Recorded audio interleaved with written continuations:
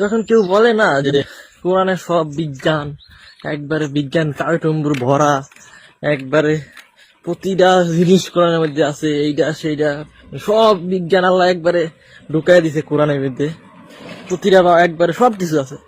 কিন্তু আমার কথা হলো, তাইলে নবী কোন বাহালাইছে? তখন নবী সাহাবিদের নিয়ে খাজুর গাছ লইয়া, তারপর গরু লইয়া, মাছ লইয়া, বাল লইয়া, সোনা লইয়া, ঢিলা কুলুপ লইয়া, এই মোজা লইয়া, জোতা লইয়া, গু লইয়া, হাজার হাজার হাদিস, হাজার হাজার পেট পেট পেট পেট করতে আসছিল গাছতলা নেবে আসে নেবে। নবী এই বাল সাল নিয়ে আলোচনা না করে উনি একটা ভালো একটা কিছু নিয়ে খুব বিস্তারিত আলোচনা করতো, যেমন গ্র্যাভিটি নিয়ে আলোচনা করতে পারতো, যেমন এই ব্ল্যাক হোল নিয়ে আলোচনা করতে পারতো, বা আমাদের স্পেস নিয়ে আলোচনা করতে পারতো, মহাকাশ নিয়ে আলোচনা করতে পারতো, বিস্তারিত ভাবে সুন্দর করে বুঝাই দিয়ে দিত যে এটা এইভাবে না, এটা এইভাবে না।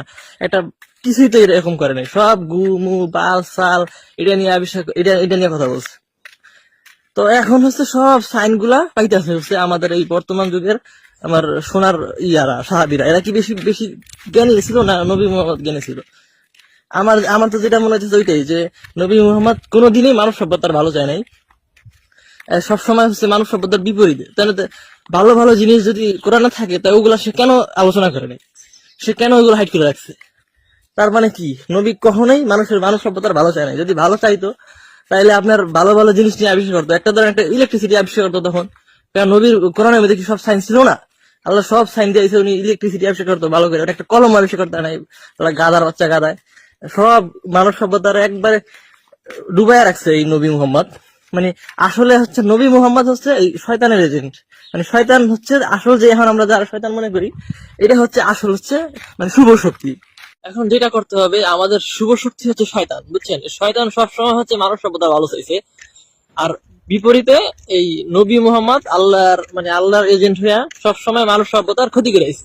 আপনার সবসময় মানব সভ্যতারে মানে ডাবায় রাখছে। এখন আপনি চিন্তা করে দেখেন, সব মুসলিম দেশগুলা যে না বেশি ধর্ম চর্চা করে, এরা সব সময় হচ্ছে পিছায়া। আপনি ধরেন আফগানিস্তান, বাংলাদেশ, পাকিস্তানে সালারা সারা দিন এই ধর্ম নিয়ে বইয়া থাকে, আর হোগা মারা খায়, আর হচ্ছে গিয়ে এই 1400 বছর আগে পিছু থাকতে চায়। এই মানব সভ্যতার মানে বাধার প্রধান কারণ হচ্ছে নবী মোহাম্মদ, আর হচ্ছে গিয়া এই ইসলাম। এই আল্লাহ হচ্ছে তার এজেন্ডা বাস্তবায়ন করার লেগে এই নবী মোহাম্মদকে পাঠাইছে, যে তুই মানব সভ্যতার দাবায় রাখ। বিপরীতে শয়তান কি করছে? শয়তান শুধু মানে মানে আপনি থাকে না, অনেক সময় আপনি অনেক সময় ভালো মানুষ দেখবেন যে আপনার প্রতারিত হয়েছে, বা মানে ফাঁদে হয়ে গেছে কোনোভাবে, দেখবেন যে সে বাড়ি দেয় না, বা বা এমন একটা সিচুয়েশন হয়েছে সে আটকে গেছে গ্যারাকলের ভিতরে অবস্থা। শয়তান ওই অবস্থা থেকেও আপনি সব সময় হচ্ছে মানব সভ্যতার ভালো জায়গা গেছে। আপনি যত বৈজ্ঞানিক আবিষ্কার, যত গান বাজনা, সাংস্কৃতিক যত ভালো ভালো কাজ, এগুলো কিন্তু সব আল্লাহ স্বীকার করে, এগুলো সব শয়তানের কাজ, কিন্তু এগুলো কিন্তু সব ভালো কাজ।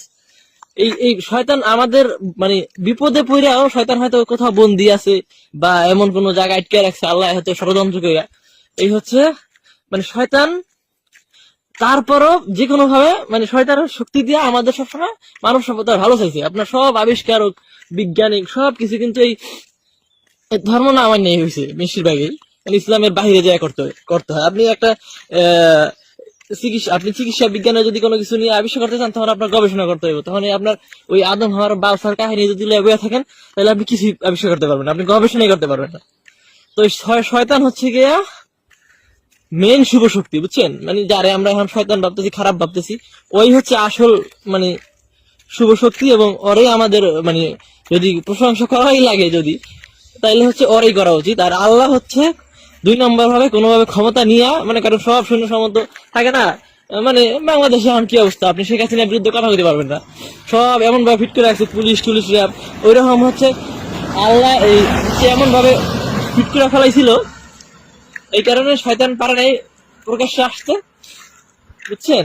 এই হচ্ছে মেইন কাহিনী। সো আমাদের কি করা উচিত বুঝেন? আমাদের উচিত এই অশুভ শক্তির দমায় রাখা। আমাদের উচিত বেশি বেশি শয়তানের ভালো কাজ, মানে শয়তান রে আমরা যাতে ভালোবাসতে পারি, এইভাবে শয়তানের সবকিছু আমাদের সামনে তুলে আনতে হবে।